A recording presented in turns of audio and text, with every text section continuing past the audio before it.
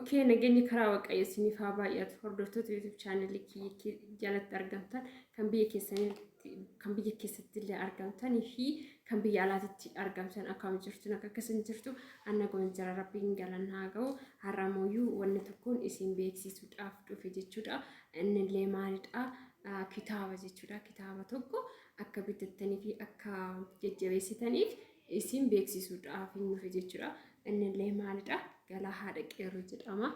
Gala haadha qeerroo jedhama.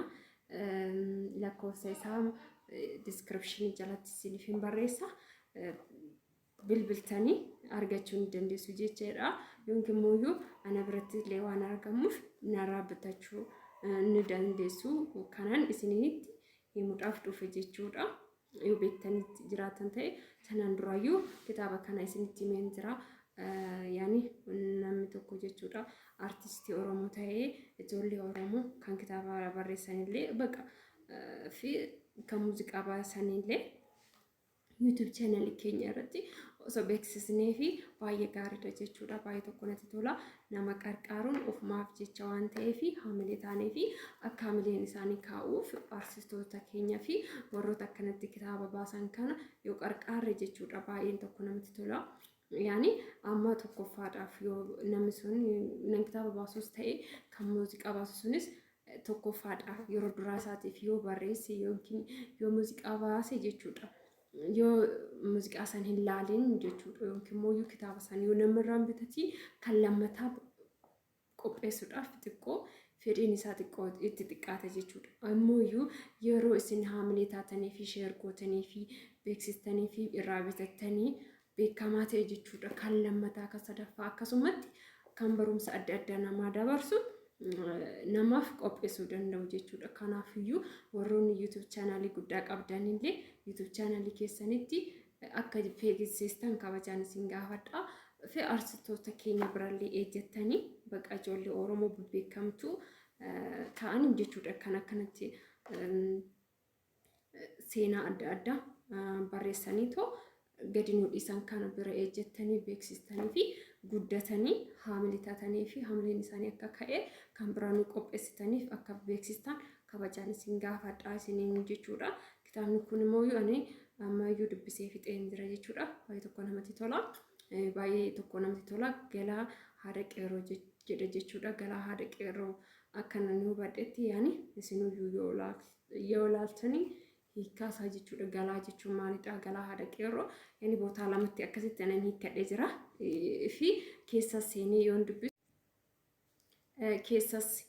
yoon dubbisu jechuudha. Akkasumatti naagali jechuudha. Baay'ee tokko natti tolee mooyyoo seenaa gootota Oromoo sirriitti baruun barbaadaa fi bakka seenuma Oromootuyyuu baruun barbaada jechuudha. Hanga tokko argadheen jira ammallee akkan kitaaba biraatirraa illee ta'e kanallee irra deebisee dubbisee sirriitti naagalu baay'ee tokko barbaada jechuudha. Duraayyuu nam barbaade eechan baru yani kun jechuun namni maa jaalata yani namni tokko fakkeenyaaf maali namicha kana asitti argama maali jedhanii maaliif akka jaalatan maaliif akka post godhan hin beeku fi maal akka nu ta'u hin beeku jechuudha. Amma garuu kitaaba kanarraa illee argeen jira jechuudha. Naaf galee jira namni sun akkamitti akka maaliif akka jaalatamuu fi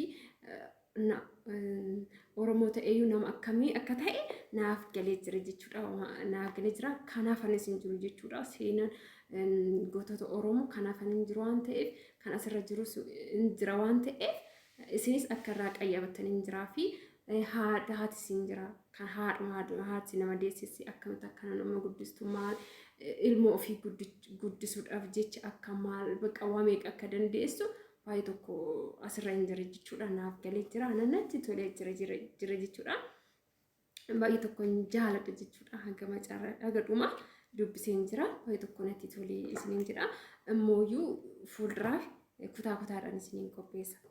Warroota bitachuu hin dandeenye foonkii kitaabni kun akka beekamuuf sirriitti waan natti tole kutaadhaan hanga dhuma isiniif dubbisa jechuudha. Isiniif dubbisa bakka walaloodhaan jettaa seenaa jaalalaa yaani walaloodhaanis ta'e bakka kan barumsa guddaa dabarsu jechuudha. Warroonni amma duraan irraa fi adda adda gaafatanii bakka asii kitaaba kana dubbistan isiniif gala jechuudha. Jaalaluyyuu maal akka ta'e jaalalli biyyaatis ta'e jaalalli bakka jaalalli lamaaniyyuu akkamitti akka ibsamu immoo akkamoo ta'anii boota barbaadessan akka gahan jechuudha.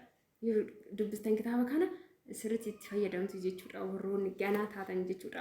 Immoo warroonni ganaa yoo sun ta'e warroonni abbaa manaa keessa jiraachuuf iyyuu yoo akkam gootan abbaa manaa keessa wajjin maal jedhama mabsuuta jechuudha.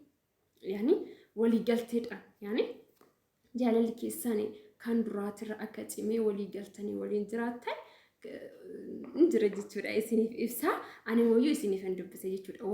Warroonni bitachuu barbaadan mooyyuu lakkoofsa as jalatti isiniif hin godha hin bitattu jechuudha. Hin bitattu viidiyoo kanas sheer gootanii akka sheer gootanii kabajaan isin gaafadha jechuudha.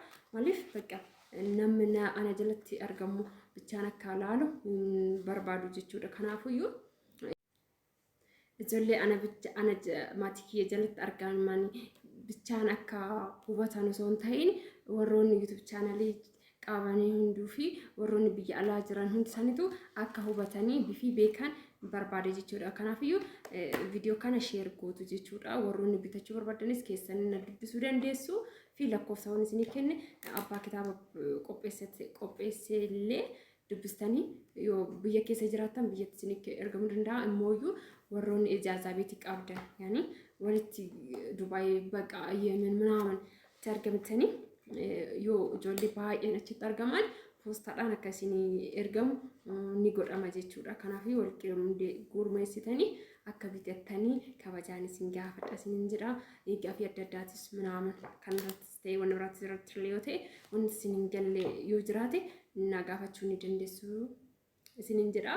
Kanuma har'a kan dhufeefi kinoo galaa haadha qeerroo kitaaba galaa haadha qeerroo kan jedhu isiniif beeksisuudhaaf nuuf jechuudha. Kana fakkaatashi yoo isiniin galle yoo barbaadan bakka wanna barbaadan na gaafachuu ni dandeessu isiniin jedha. Anillee dubbisee baay'ee tokko natti toletan isinitti hima jechuudha. Osoo akkasiyyuu ta'uu baatee wal bira ejjenne ijoollee keenya yaa guddisnu artistoota keenya yaa guddisnu isiniin jedha. Tanaan duraayyuu ijoolleen eegalanii hin jiru. Yaani artistoota keenya ammoo ofii baay'ee tokko namatti toltu baay'ee tokko dasnee jettanii jirtu. Yaani sheer godhaniitu yuutuubiin isaanii yaani viidiyoon isaan hojjetatan guddatamaaf jira jechuudha. Isimmoo yoo hin goddaamtan warri yuutuub chaanaalii qabdan illee isiniifis bu'aa tokko qaba. Yaani viidiyoo kana yoo sheer gootan isinis bu'aa qaba nama saniifis bu'aa qaba jechuudha. Kanaafiyyuu yaani wal qarqaaraa isiniin jedhe irra deebi'ee isinitti himu kana akkana hubattaniin barbaada jechuudha. Walaa hubannu walaa qarqaaru wal taanee waliin haa hojjennu bakka hundattuuyyuu wal taanee wajjin waa guddannu isiniin jedha. Hanga viidiyoo biraatiin walitti deebinutti nagaadhaan naaf turaa isiniin jedha.